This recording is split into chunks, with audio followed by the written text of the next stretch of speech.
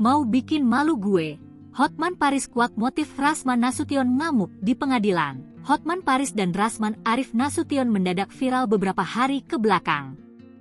Sebabnya, sidang yang digelar di Pengadilan Negeri Jakarta Utara dengan terdakwa Rasman Arif Nasution berakhir ricuh. Dalam sidang yang digelar pada Kamis, 6 Februari 2025, itu, Hotman Paris duduk di depan majelis hakim sebagai seorang saksi. Sidang ini digelar atas laporan Hotman Paris soal pencemaran nama baik yang menyeret nama mantan asisten pribadinya, Iklima Kim. Awalnya, situasi persidangan aman terkendali sampai pada saat hakim memutuskan untuk menggelar sidang secara tertutup. Pasalnya, dalam sidang itu akan dibeberkan bukti-bukti berupa chat alias percakapan bernada asusila yang akan dibeberkan oleh kubu Rasman. Tak senang akan keputusan hakim yang akan menggelar sidang tertutup, Rasman mengamuk.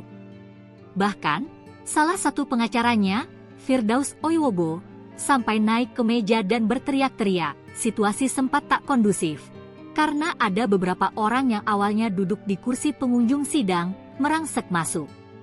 Dia marah karena hakim ketok palu sidang tertutup, kata Hotman Paris, Selasa, 11 Februari 2025. Dengan nada santai, Hotman menyebut jika Rasman tak senang jika sidang beberapa hari lalu itu harus digelar tertutup.